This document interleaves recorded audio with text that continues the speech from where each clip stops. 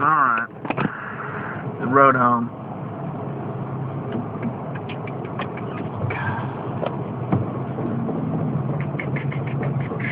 So,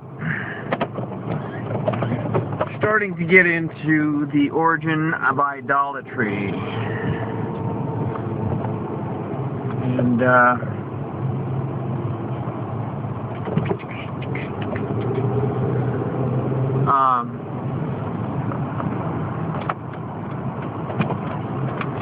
listening to myself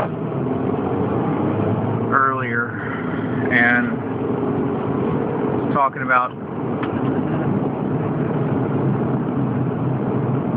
the fact that men in our controlled reality can't go to other places in the universe yet, forgetting that there is such a thing as cosmic clearance. So, whatever that means.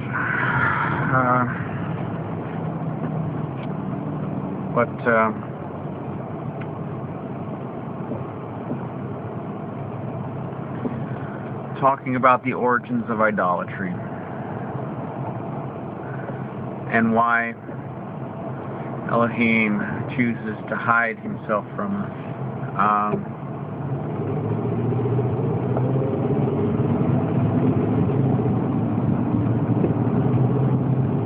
I'll go this way. It all began in the land of Shinar. Actually began before that, but it was post-Diluvian idolatry started in the land of Shinar with one who was known as Nimrod in the Hebrew scriptures.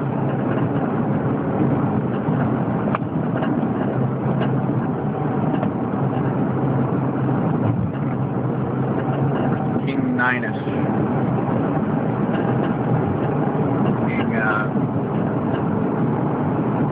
Horus.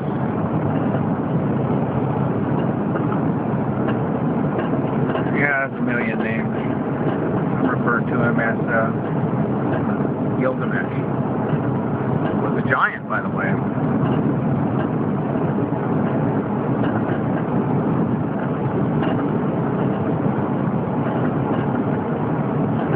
But not all is as it appears today.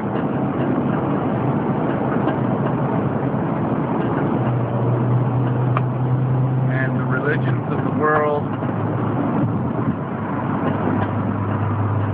are a slap in the face of the Creator.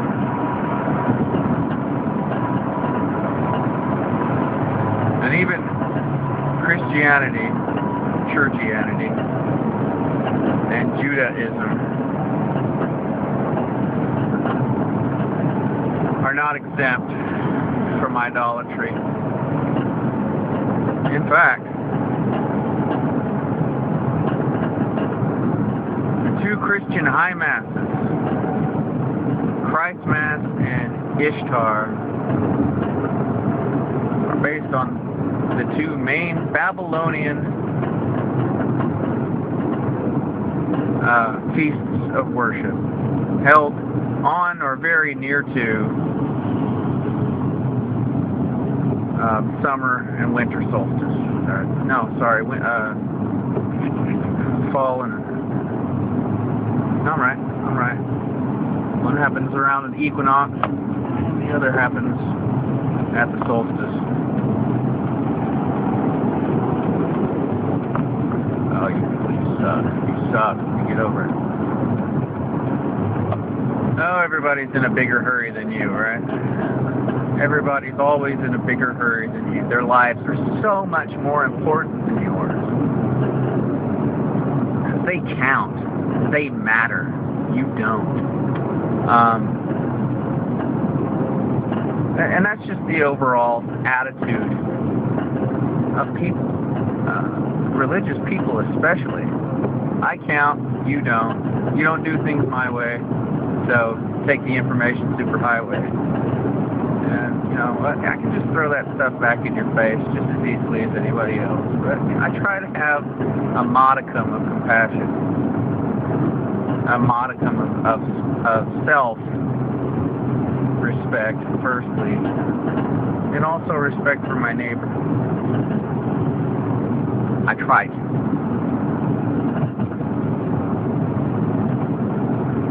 And then I go and say, move along. Just move along.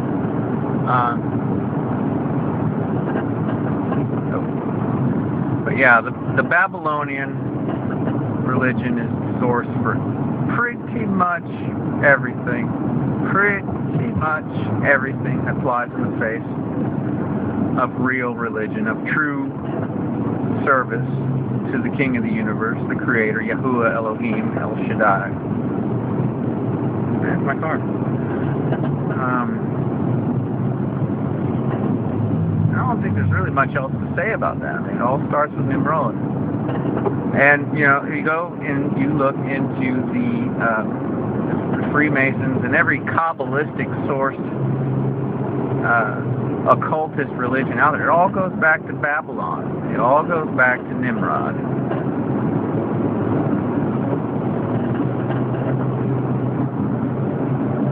And if the Hebrew scriptures, particularly Genesis, can nail that,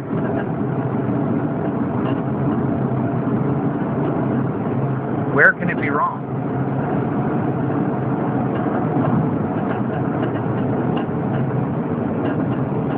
Except in some self-righteous buffoon's idiotic attempt to find inconsistency. It really just comes down to a lack of understanding. It's just a basic lack of understanding of it. And a total removal from historical and cultural context. So we all live in a bubble here. We have no idea what survival is. I mean, as far as the hunter-gatherer sense of the word survival. We haven't a clue. We're so far removed. We haven't a thinking clue. Run around in our self-righteous little tribes, running around accusing one another of being a heretic or a blasphemer or apostate. We get caught up in these petty little disputes of individual doctrine and dogma. Retarded. We just play the devil's game with that.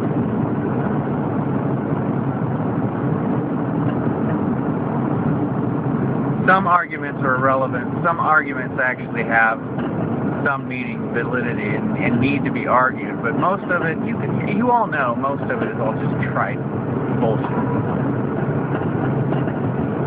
We have no unity.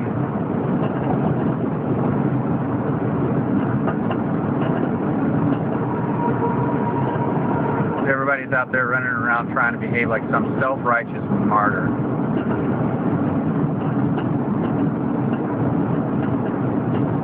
Making a total mockery of the blood that was shed for them. You know? We should all be ashamed of ourselves.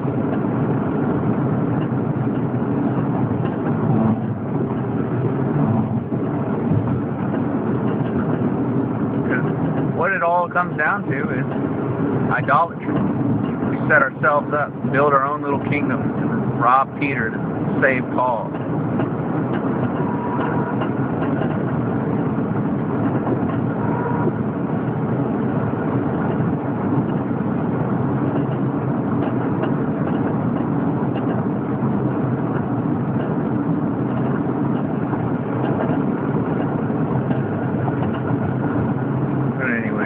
I'm tired of beating up on the brethren. I'm tired of being in a position where I feel like I have to beat up on the brethren.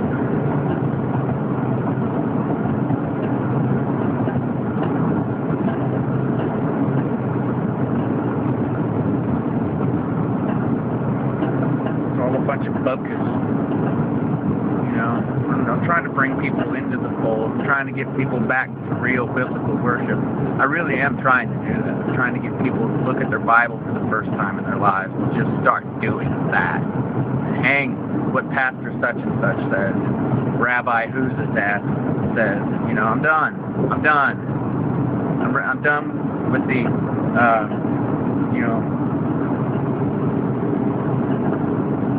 the Rabbi Chaim Goldbergs and the messy Ralph Messers and the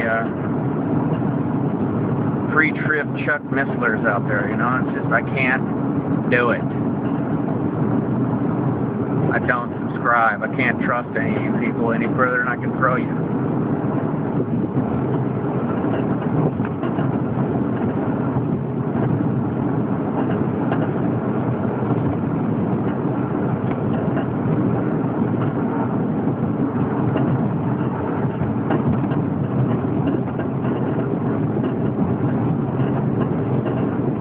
There's a question to somebody like Chuck Missler. If you're all going up in a pre-tribulation rapture, what's the point of learning about Genesis chapter 6 or the book of Revelation at all?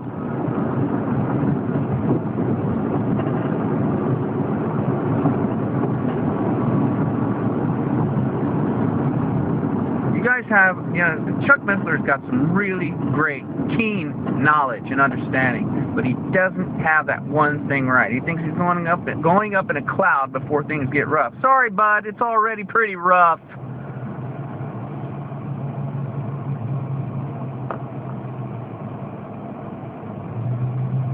We've got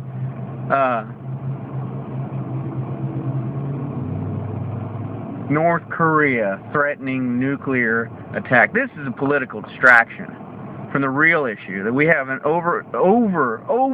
overreaching government running a persecution of everything that is left of this once great republic. They are running an open purge. I saw a news report of the real terrorists, the homegrown terrorists who absconded with their own children, kidnapped their own children. How do you kidnap your own children? Because they're not your children. They are wards of the state, just like you. Anyone who does not comply with the fact that we are all collectively wards of the state is a terrorist. Just like George Bush said, you're either with the oppressive government or you're with the terrorists. That's terrifying. I mean, he said this nearly 10 years ago. You're either with us or you're with the terrorists. Hello? Alarm bells should have been ringing. I know they were with me.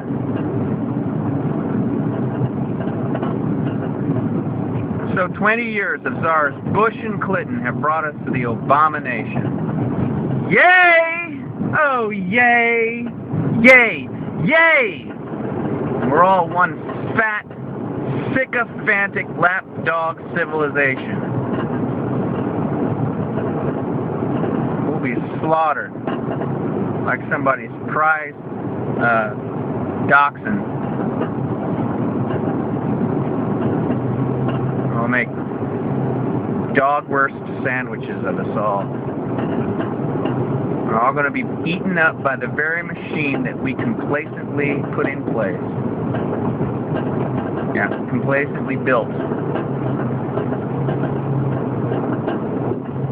Our own prosperity built the very cage we have now tripped on ourselves. Isn't that great? The trap's closed. The trap is closed. And there is only one who's going to save you out of it. You better get that straight, America. You better return to the God you once served, because you are not going to survive this. I don't care what Alex Jones says about, oh, we can revive the Republic. The Republic is dead, burned to the ground, ain't coming back. Once you've lost it, you never get it back. Historical fact, Alex. Ideas live forever. Sure, yeah. Sure, right, yeah. some ideas live forever.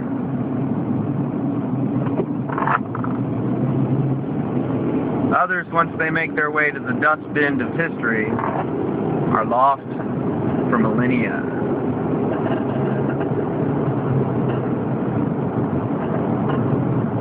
Just think about the library in Alexandria.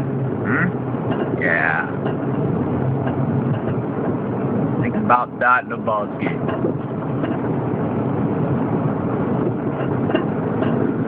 Think about that, Alexei. Huh?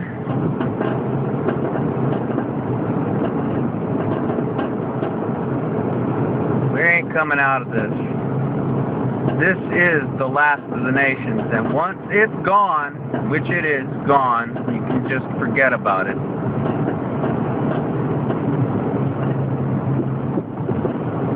So who will rise up? Will it be the children of Israel? Will they finally get their act together? Will they finally wake up to their identity? Will the children of Israel please stand up?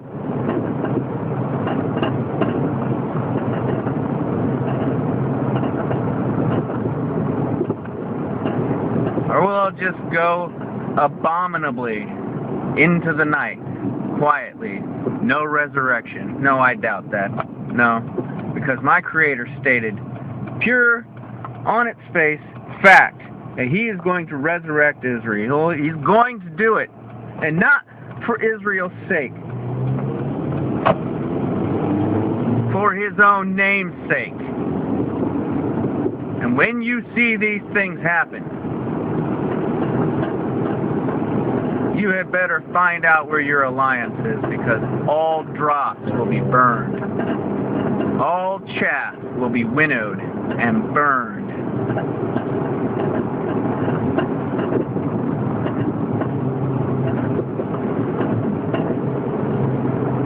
That's all I gotta say about that.